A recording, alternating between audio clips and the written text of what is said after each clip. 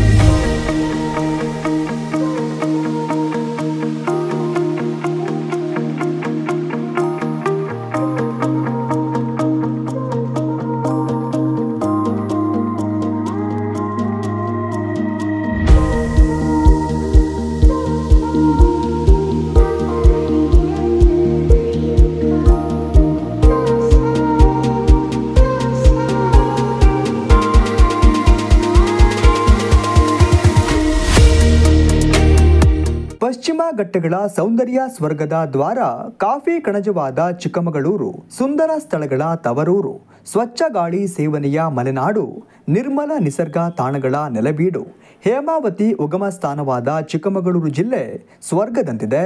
ಪಶ್ಚಿಮ ಘಟ್ಟಗಳ ಸೌಂದರ್ಯ, ಕರುನಾಡಿನ ಮೂಲ ಚೇತನ ಸಾನ್ನಿಧ್ಯ.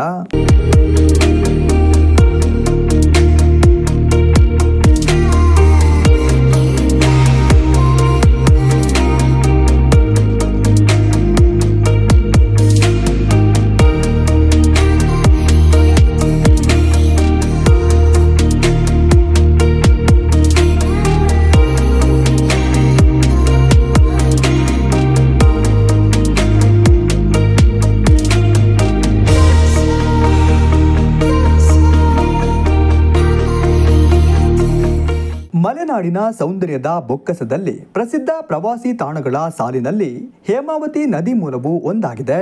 ಹೇಮಾವತಿ ನದಿಯು ಮೂಡಿಗೆರೆ ತಾಲೂಕಿನ ಜವಳಿ ಎಂಬಲ್ಲಿ ಉಗಮವಾಗುತ್ತದೆ. ನದಿ ಮೂಲ ಮತ್ತು ಋಷಿ ಮೂಲ ಹುಡುಕಬಾರದು ಎಂಬ ನಾಣ್ಣುಡಿಯಂತೆ ಹೇಮಾವತಿ ನದಿ ಮೂಲದ ಜಾಡು ಕೂಡ ಕುತೂಹಲ ಮೂಡಿಸುತ್ತದೆ. ಶ್ರೀ ಮಹಾಗಣಪತಿ ದೇವಸ್ಥಾನದ ಸನ್ನಿಧಾನದಲ್ಲಿ ಹನಿಹನಿಯ ರೂಪದಲ್ಲಿ ತೊಟ್ಟಿರುವ ಹೇಮಾವತಿ ಗ್ರಾಮದ ಬೆಟ್ಟದ ಮೇಲಿಂದ ಇಳಿದು ನದಿಯಾಗಿ ಹರಿದು ಮೂಡಿಗೆರೆ ಮತ್ತು ಹಾಸನ ಸೇರಿದಂತೆ 4 ಜಿಲ್ಲೆಗಳ ರೈತರ ಪಾಲಿನ ಜೀವದಾತೆಯಾಗಿದ್ದಾಳೆ ಮಲೆನಾಡಿನ ಗಂಗೆ ಹೇಮಾವತಿ.